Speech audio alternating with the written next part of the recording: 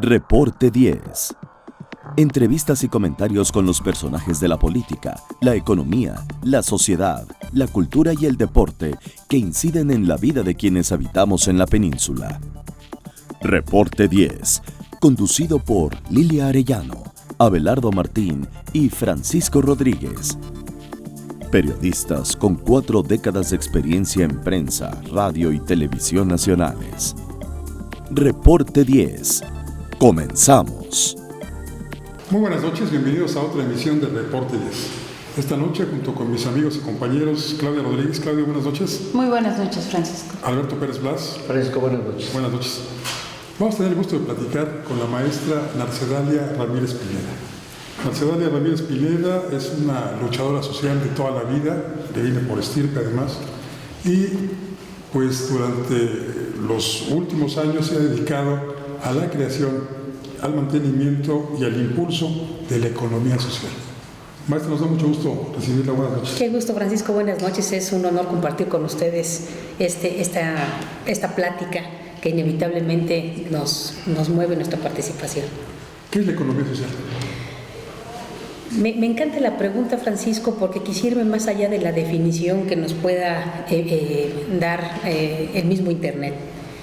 Economía social yo lo resumo como la capacidad de organizarse para producir, considerando que el espíritu de la solidaridad, de la corresponsabilidad y de la coordinación es lo que tiene que prevalecer para darle sentido a la rentabilidad social. Es decir, la economía social influye en la economía de nuestro país, es uno de los pilares que hace que este México nuestro se mueva, junto con la economía pública y la economía privada. La diferencia es de que no se ha hecho tan visible como se necesita para seguir incentivando las alianzas para que tantos productores que no están a la luz justamente salgan para motivar y reforzar este sentido de la organización para la producción, no tan solo buscando un subsidio del gobierno, sino buscando créditos que los haga responsables y corresponsables para ser esos empresarios que detonen la economía local, la economía regional y por consiguiente la economía nacional, como ya está sucediendo con muchos ejemplos. Maestra Ramírez, cuando usted nos plantea esta situación de la economía social, me imagino que mucha de esta pues estaría ahora enmarcada en lo que es la economía informal. ¿Será cierto o no será cierto? Porque yo tengo la idea precisamente de que cuando uno se organiza de manera particular o con algunas otras personas, pues es muy difícil salir adelante cuando se tiene enfrente toda una estructura económica, pues incluso monopólica internacional, que no permite, más allá de que exista una legislación, pues poder tener realmente frutos, incluso insertarse en la legalidad. Me atrevería, Claudia, por la experiencia, a decir que la economía social siempre va a tener una corta vida. En realidad, yo lo veo más en el contexto de la sobrevivencia. Justo en la economía social lo que se procura es aprovechar el potencial de aquellas personas que quieren organizarse para producir, para justamente aprovechar su vocación productiva y llevarlos a la formalidad que les dé rostro a lo que significa estar en la competencia del mercado, con innovación, con creatividad, pero que se sepan que están al nivel de los empresarios públicos, con la diferencia de privilegios que significa para empezar, para acceder a los créditos, que no es fácil para el mundo de la economía social. Sin embargo, me parece que cuando estamos asumiendo a la economía social es también asumir a una población que está dispuesta a entrar también a estos retos. Hablar de capacitarse de repente no es fácil cuando la gente va creciendo sospechando que domina la producción de algo, pero de repente cuando se da la oportunidad de que lo capaciten para fortalecer su actividad, va descubriendo que no tan solo lo hace mejor, sino que va a tener más capacidad para entrar a este mercado que cada vez es más exigente. De ahí que hay una enorme diferencia entre la economía informal y la economía social. Por eso comentaba que era importante que se haga visible, porque tenemos ya miles de productores en todo el país que están haciendo lo posible para transformar esa informalidad y sobre todo ese estatus de que sobrevivan con una actividad productiva solo para el autoconsumo muchas veces, a que entren a competir más allá de lo local. Abrir un mercado de consumo local, pero que no sea solamente, digamos, de trueque, como lo que se llamaba de trueque. Y que hay algo bien importante, Claudia, si me permiten. Me parece que tenemos el mejor pretexto dentro del mundo de la economía social para rescatar a nuestros pueblos indígenas y darle más vida a nuestras comunidades rurales. Y eso tiene que ver mucho con nuestra problemática social, que va a significar encontrar sentido de por qué quedarme en mi comunidad. Entonces, ¿qué hago? Incentivo la participación de los jóvenes, le doy más valor a la intervención de las mujeres y justamente fortalezco la intervención de los productores, que cada vez son más grandes, para que las actividades primarias no se abandonen. Es decir, que nos veamos con una capacidad de producción para, aunque no estemos hablando en cantidades, pero para que en su momento también veamos que sí somos un reto para minimizar importación y también exportemos, ¿por qué no? Son sueños, van caminado, hablo tal vez en cantidades mínimas, pero ya se está dando. Entonces, de tal suerte que la economía social es un reto para el mismo Estado, porque eso también significa que sumando alianzas, Estado, privados, academia, organizaciones no gubernamentales, hay que entrarle a capacitación, a asistencia técnica, a garantías, a todo lo que signifique formar a ese empresario que queremos que compita en nuestra representación en pro del desarrollo de su comunidad. Yo quisiera preguntar, doctora, si me lo permite, ¿cuál sería la diferencia de economía social como tal y pues la formación de microempresarios? ¿Hay alguna diferencia? ¿Por qué entonces denominarlo social? En realidad vale la pena acentuar que la economía social está sustentada en los ejidos, en las comunidades rurales, bajo diferentes figuras jurídicas. Hay un concepto muy importante que es el de la rentabilidad social. Es decir, a mí como empresaria social no me importa tan solo generar utilidad para que me vaya mejor, sino me importa detonar el desarrollo de mi comunidad. Y cuando se habla de microempresarios, además de que se puedan encontrar en otro sector de la sociedad y puedan tener tal vez otros alcances solo por ubicarse en otro espacio, es que no necesariamente esa rentabilidad social se da de inmediato, sino es la búsqueda de una utilidad para ese grupo que se está conformando para desarrollar una actividad productiva. Eso es lo que lo hace muy diferente. Por eso el impacto de la economía social es muy sensible, es muy importante y de ahí el reconocimiento para quienes sigan haciendo eco al esfuerzo que hacen tantos productores, que va más allá, Claudia, que va más allá de la intervención del Estado. Ahí son los productores en sí, con su voluntad, su disciplina y actitud de corresponsabilidad para ser esos empresarios que quieren competir. En esta búsqueda del entendimiento de la economía social y que en verdad, que haya una derrama de estos beneficios que usted nos está comentando, maestra, a nosotros los capitalinos nos quedaría, es una pregunta, como ejemplo, lo que hace desde la academia, la Universidad de Chapingo, y hace esa derrama a nivel social, y que incluso ha tenido ya incursiones en algunos digamos mercados en donde uno sabe que puede ir a comprar un producto y que sabe que es un beneficio para esa sociedad, con el respaldo de la investigación académica de la Universidad de Chapingo. Bueno, es muy importante lo que comenta Claudia.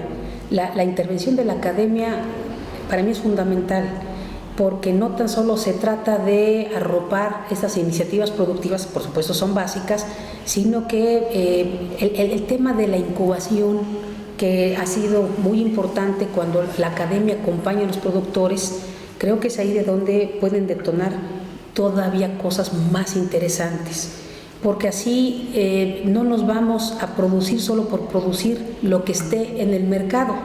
De repente todo el mundo empezó a producir jitomate en condiciones de invernadero y de repente el mercado se nos atascó y me parece que lo que se trata es seguir descubriendo nuestra vocación como productores mexicanos y a partir de ahí con un acompañamiento que en gran medida lo hacen universidades de manera muy generosa, incuban las ideas productivas y es así como van acompañando a los productores sin matar la naturaleza de lo que trabajan en su región, sino más bien dándoles herramientas para fortalecer lo mismo. Por eso es importante intervenciones de la academia, de las organizaciones no gubernamentales, que son las que a veces tienen esa facilidad y ese acercamiento para acompañar a los productores en sus comunidades a que se organicen mejor, a entender que si vamos a trabajar en un contexto de corresponsabilidad, entender que todos tenemos que ser parte de un proyecto con las mismas responsabilidades y mismas tareas. Es de ahí que por eso, haciendo eco a lo que Alberto me reflexionaba previo a esta plática, efectivamente es una actividad, yo diría, ancestral, porque se está rescatando lo que por tradición nuestro mismo pueblo ya venía realizando, pero que en el tiempo lo lleva a formalizarlo ahora con este concepto de economía social. Vamos a tener que hacer una pequeña pausa, pero enseguida volvemos. En un momento regresamos a Reporte 10.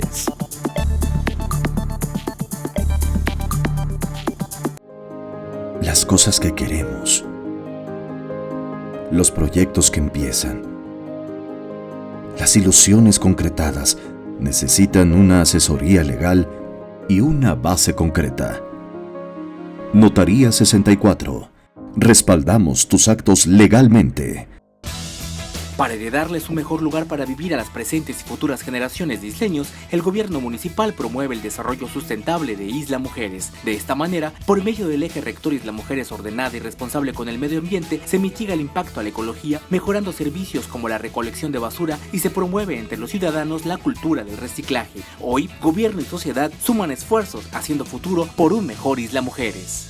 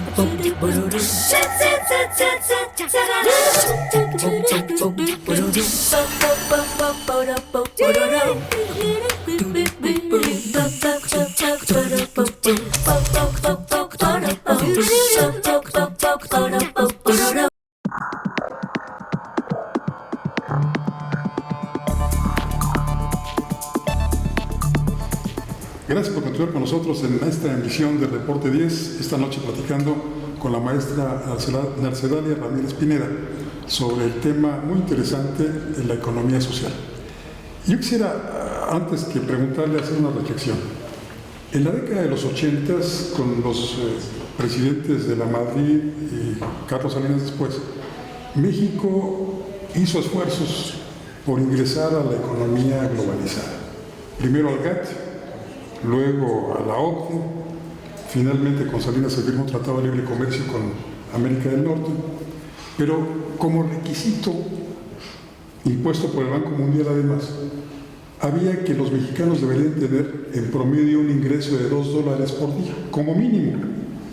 Y comenzó una política de subsidios, una política en la cual el gobierno federal repartía dinero. Y ahora que escucho esto de la economía social, pues a mí me viene a la mente aquel dicho de Confucio, que no hay que darle un pescado a la gente, sino enseñarla a pescar. Esta economía social es precisamente eso, enseñar a pescar a la gente.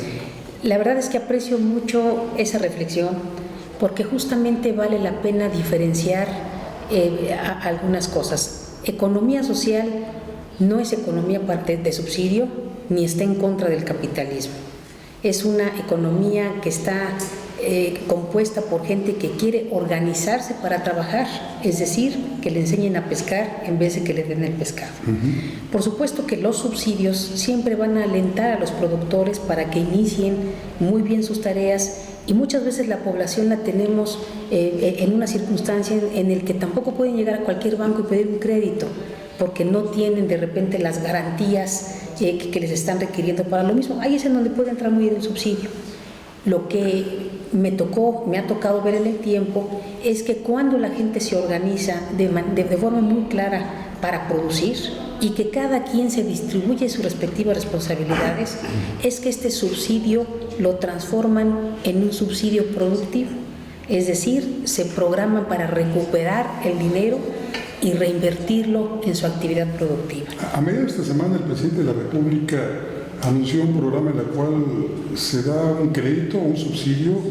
¿Esto formaría parte de la economía social? No, el presidente anunció justamente créditos a la palabra para que las personas que requirieran fortalecer sus actividades productivas pues lo pidiesen y siguieran trabajando. ¿Qué es importante también diferenciar en esta reflexión?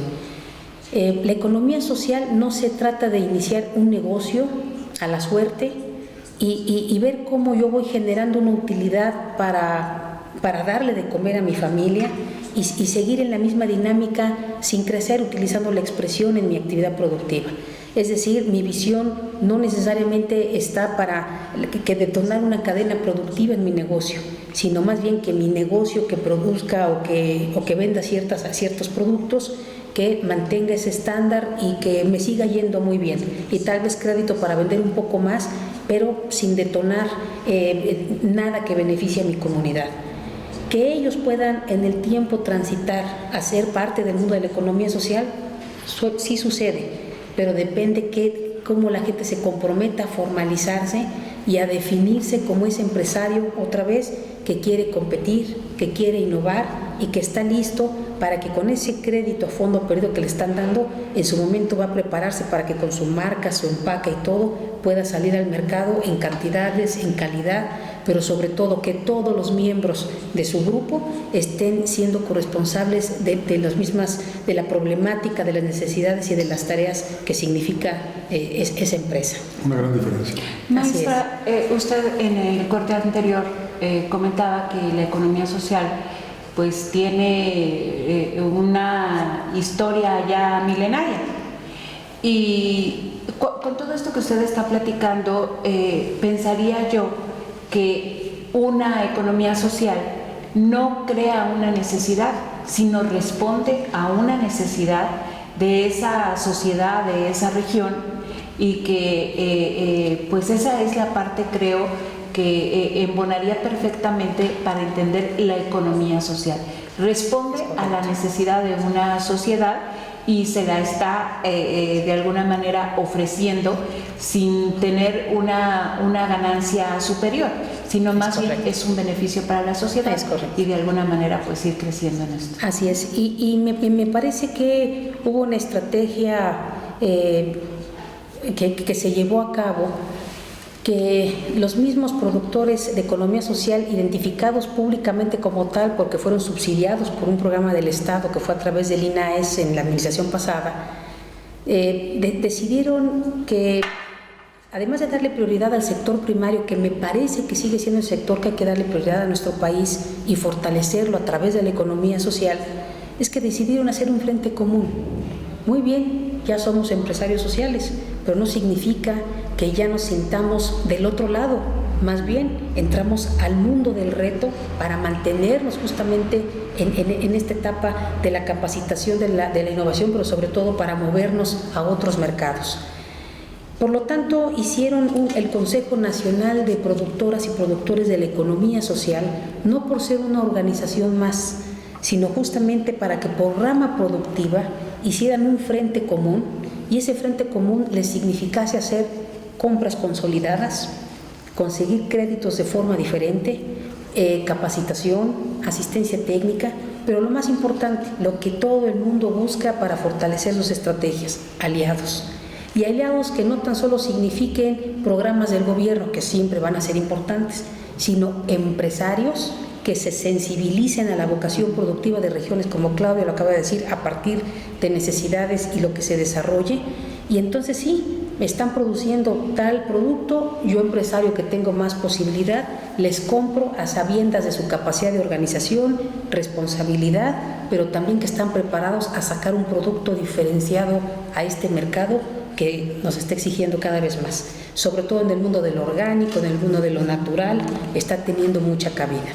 Creo que en este sentido, además de que esfuerzos se están haciendo, insistiendo que no tan solo son del lado de gobierno, sino iniciativa de los propios productores, es seguir haciendo el llamado para que también se tomen en cuenta y digan a ver qué tanto impactan estos productores de la economía social en la economía del país. Entonces se empezó la estrategia de trabajar con el INEGI para hacer una cuenta satélite y ahora sí empezar a contabilizar lo que está generando cada empresa. No puedo decir empresita porque ya están en estándares respetables y entonces ahí empezar a ver pesos, centavos que aportan al PIB nacional. Por eso creo que es un tema que nos convoca a muchas reflexiones, a conocer testimonios directos de los productores, para que sí se vea que no tan solo yo soy dueño de la empresa y tengo mis empleados, no, soy dueño de la empresa junto con ustedes y hago lo mismo que también ustedes saben hacer.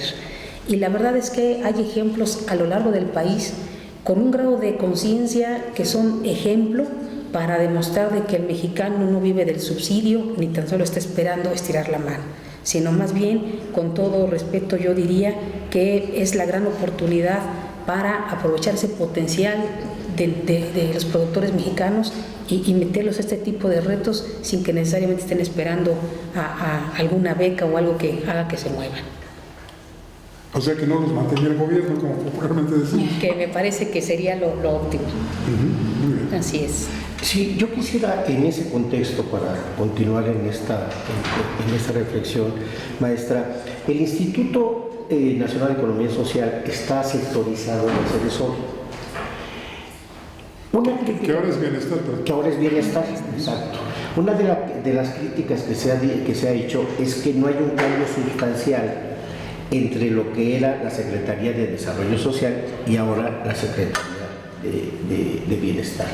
Se dice que es de nueva cuenta clientelismo, tanto en los programas emblema que se están manejando, como en la actitud del gobierno respecto de la concepción misma de lo que es los programas sociales. ¿El instituto cómo se inscribe en este contexto? ¿Participa en la definición del nuevo concepto de bienestar? ¿Cómo se conciben ustedes dentro de la política de la actual administración? Miren, me gustaría, si me lo permiten, hacer unos comentarios con respecto a la nueva administración. Yo concluí mi intervención el pasado 30 de noviembre y me queda muy claro que esta nueva administración ha asumido retos diferentes para que el INAES pueda focalizar su estrategia también al tema de la investigación, de la capacitación, en el que haga partícipe mucho a las cajas solidarias, entiendo, para que también ellos con los créditos que manejan puedan reforzar estrategias de llevar apoyo a gente organizada para acciones productivas. Más bien, si me lo permiten, quisiera reflexionar que un Instituto Nacional de la Economía Social, desde mi perspectiva, más bien tendría que ser parte de una Secretaría de Economía. Aquí lo que nos importa es adentrarnos al mundo de quien está generando desarrollo de forma diferente para nuestro país. Claro. Es el empresario social, no está recibiendo subsidio para sobrevivir, que es lo que sucede cuando se otorga solo el subsidio, que si se acaba, a lo mejor si no estoy capacitada, se muere mi propuesta. Los $2 del Banco Mundial. Así es. Entonces, por eso esa es la parte que considero que sí hay que reflexionar. No necesariamente la población que se encuentra debajo de la línea del bienestar, que era una de las circunstancias que llevaba a estar al INAES dentro de CEDESOL en su momento, son candidatos para ser gente que trabaje en una empresa social, porque no todo el mundo tiene el mismo acceso. Hay que incubar las ideas productivas, hay que capacitar a nuestros productores no tan solo era la idea de graduar, ya te bequé con Prospera, ahora te apoyo con economía social. No es eso, el salto no puede ser así de olímpico. Tenemos que sí concebir que la organización es la base para realizar absolutamente todo de manera transversal si queremos incidir en el desarrollo. Y en este caso el tema de la incubación no lo podemos despreciar, porque por más que yo sepa hacer alguna actividad, no significa que ya estoy lista para ser empresaria en torno al mismo producto. Y creo que ahí es el reto que tenemos que asumir para, otra vez reiterando, para buscar a los aliados idóneos a que se propicien sus respectivas intervenciones en regiones focalizadas del país. Si es el sureste una prioridad, que de mi perspectiva hay mucho potencial donde se tendría que seguir trabajando para que entonces sí se vaya, la gente que quiera sinceramente organizarse para producir, no organizarse para recibir solo el subsidio y después saber qué pasa, incubar su idea productiva, capacitarla y entonces ahí sí puede venir un subsidio, en un tiempo combinar con un crédito, y yo estoy segura que se cambiaría la realidad de muchas comunidades del sur del país como se ha demostrado. Solo que si todo lo dejamos a la intervención del Estado, sí podemos caer desgraciadamente en debilidades clientelares o en que se abandone porque termine algún periodo de gobierno, porque el presupuesto no alcanza para ciertos programas. Y en esas debilidades se pueden perder historias y oportunidades de vida que realmente están impactando a México. Lamentablemente. Hacemos otra pausa, maestra, pero enseguida volvemos. En un momento regresamos a Reporte 10.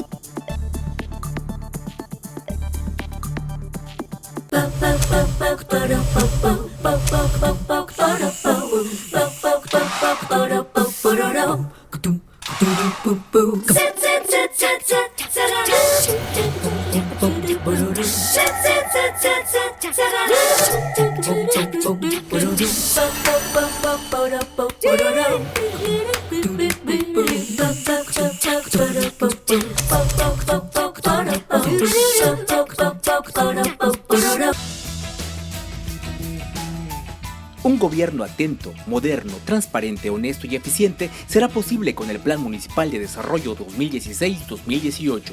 A través del eje rector Isla Mujeres de Buen Gobierno se garantizará mejor atención a la ciudadanía con un gobierno cercano y de puertas abiertas. Hoy, gobierno y sociedad suman esfuerzos haciendo futuro por un mejor Isla Mujeres.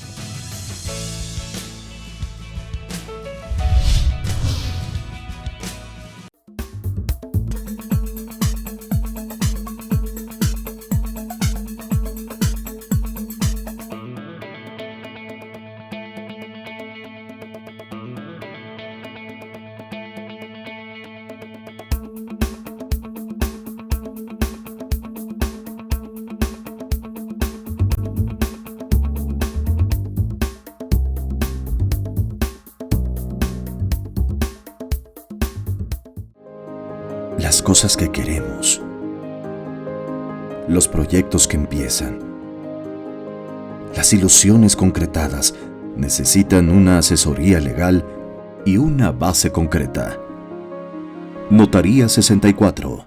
Respaldamos tus actos legalmente.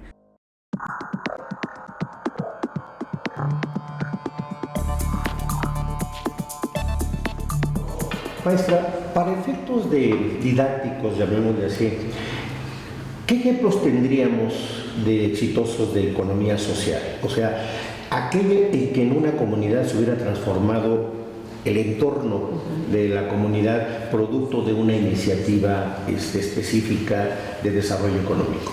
Me parece que vale la pena mencionar que hay ejemplos fantásticos, sobre todo en las actividades primarias. Quisiera mencionar uno que me mantiene muy motivada, que es en el caso del estado de Sonora, en este río Cananea que fue afectado porque se contaminó justamente su río y la población se quedó sin alternativa de ingresos. Entonces, ante esta emergencia, en su momento el INAES fue un programa que entró para apoyar con subsidios para que iniciaran actividades en esta región, y se hizo un ejercicio muy solidario, sí, con la academia también, con gente de gobierno del estado, para saber qué tipo de actividad la gente quería realizar ahí, o qué actividades en plural. La conclusión es que empezó a sonar mucho el tema de la producción de ajo. En gran medida la gente no conocía la actividad, pero les fue pareciendo como idónea la idea para que ellos empezaran de manera organizada a producir ajo, dada que las condiciones de sus suelos eran óptimas para la producción de ajo. Se empezaron a organizar de tal forma que se logró por bloques apoyar a grupos de productores, muchos de ellos con experiencia, otros incipiente, pero se solidarizaron de tal forma que entre todos se fueron enseñando, y a la fecha me permitiré decir que hubo una inversión muy importante de casi 11 millones de pesos, pero que impactó a toda la región del río, que está produciendo ajo, que está procesando ajo, que está empacando, que está exportando, y ya que están hasta encapsulando el ajo también para la exportación. Entonces, lo que quiero decir con este ejemplo, Alberto, es que esta actividad a la que menciono empezaron desde la siembra del ajo hasta la transformación del ajo en diversos productos. Sal de ajo, cápsulas, en fin, una variedad muy interesante que productores de muy escasos recursos, sin ningún perfil empresarial, se dieron la oportunidad simplemente de organizarse para producir, se dejaron capacitar, se dejaron tener asistencia técnica y creyeron en su potencial y solidaridad como grupo para salir adelante. Ahorita son de las empresas ejemplo que yo pudiera decir que la economía social lo tendría como carta de presentación. Así como ello, tenemos a productores de mar, por ejemplo Baja California, que de la misma forma no tenían para lanchas. Me tocó vivir con ellos la experiencia de que estaban los productores con experiencia pescando el famoso pepino, que además es ilegal, pero que lo hacían para vivir.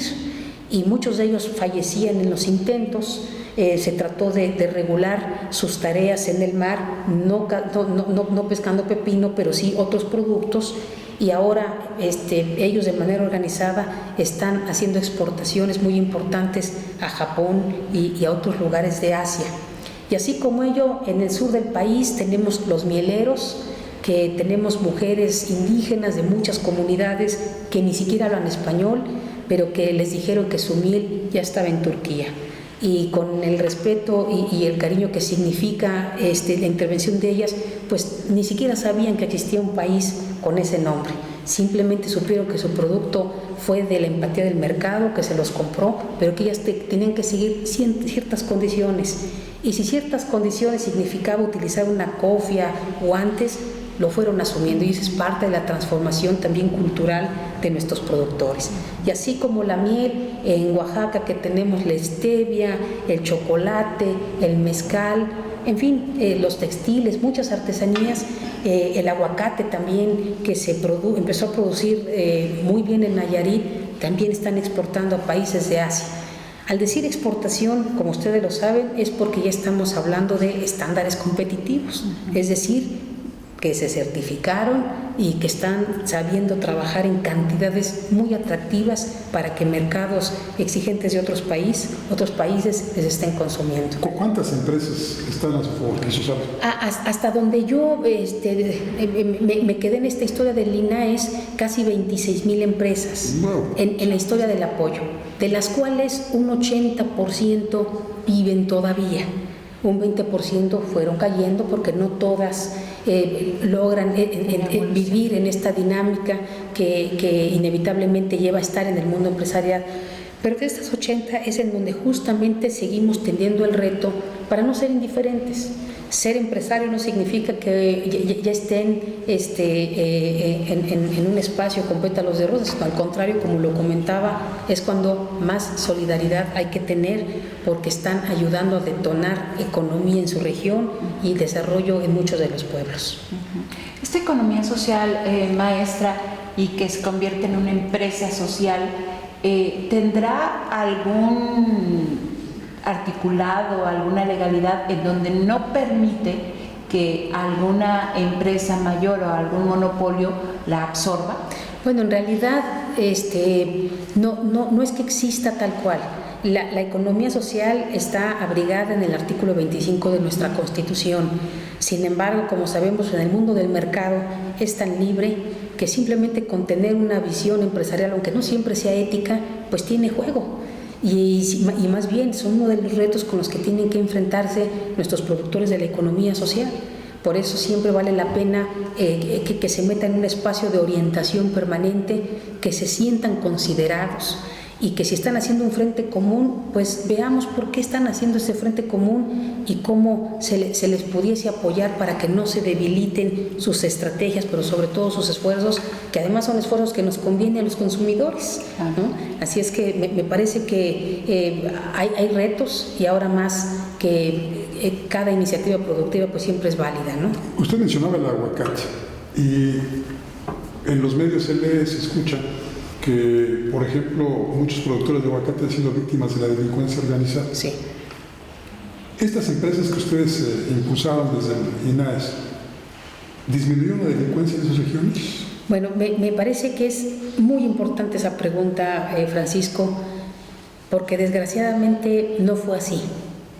No, porque además de eso, la delincuencia no necesariamente es propia de la comunidad que abriga a los productores, sino más bien externos que vienen, saborean cómo se está dando la historia de cada sueño productivo que tienen sus productores, y más bien varias empresas tuvieron que cerrar porque vivieron el tema de la extorsión, el tema del secuestro y cosas muy, muy drásticas. Incluso de la apropiación del negocio. Y de los terrenos también, sí. Porque desgraciadamente hasta llevaban con la presión de notarios públicos y todo para que les quitaran las pocas tierras que tenían. Entonces eso, claro, desmotiva mucho la producción, hace que la organización se disperse y se debilite la estrategia. Desgraciadamente, muy buenos proyectos tuvieron que dejar su intervención en el mercado por esto. En el norte del país vivimos la triste experiencia, pero desgraciadamente tampoco podemos desconocer esta realidad, que sí es verdad, se va generando una conciencia en la comunidad de que sí hay alternativas, de que no tan solo es que me sume yo a las causas malas y ahí ya voy a tener mi dinero. No, aquí la propuesta es de incentivar mi creatividad, mis ganas de servir a mi comunidad, de crecer mismo, de no migrar, y creo que esas oportunidades se empiezan a ver, y otra vez no tan solo recibiendo un subsidio o no tan solo esperar que llegue alguien a asaltarme mi sueño. Yo creo que se siguen dando, la gente se sigue dando esa oportunidad, y bueno, más bien lo que tendríamos que ver como sociedad en general, ver cómo seguimos sumando para minimizar esta realidad de la inseguridad también. Yo quisiera comentar en el entendido de que no está usted ya al frente del instituto, sin embargo, había una figura muy interesante que tenía el instituto, que eran asesores, por los cuales el instituto tenía un trato no laboral, sino más bien de, digamos, coincidencia en este concepto del desarrollo comunitario, ¿no? Esto es correcto, ¿no? Sí. Este tipo de asesores ¿no sería un elemento muy importante, por ejemplo, para construir desde el instituto algo que el presidente ha venido comentando respecto de que las comunidades asuman, se empoderen y dirijan su propio destino? Entonces, como que esto sería realmente el instituto, desde la perspectiva que usted nos ha referido, que tiene como filosofía la herramienta fundamental para la cuarta transformación, en el sentido de empoderar a las comunidades, porque hasta ahorita, por ejemplo, el programa que se mencionaba del crédito a la palabra es un crédito a fondo perdido. Entonces, pues al final es un subsidio, y si entendemos el instituto como usted lo comenta, maestra, el instituto podría convertirse en un instrumento fundamental de la política de bienestar del presidente de la República. ¿Usted lo concebiría así? Desde mi perspectiva, así es. Y desde mi perspectiva tendría que ser el espíritu del INAES lo que habría justamente que procurar para darle esa fuerza a todas las comunidades. Sin embargo, hay algo que no hay que perder de vista. Desde gabinete es muy complicado actuar. Hay que salir efectivamente a campo y con la gente trabajar y darles la certeza de que en ellos está su propio desarrollo. Si ellos no intervienen para lo mismo, alguien externo que llegue y planee por ellos puede llevar a desastre sus sueños. Por eso no cambiaría nada de lo que acaba de reflexionar Alberto, sino más bien tratar de enfocar al INAES como un instrumento muy sensible, muy generoso para la realidad que viven muchos de los pueblos de nuestro país.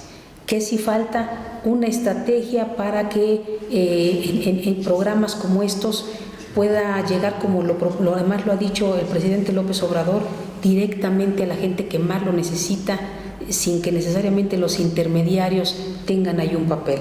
Porque un peso que no tengan los beneficiarios significa que el proyecto se pueda debilitar.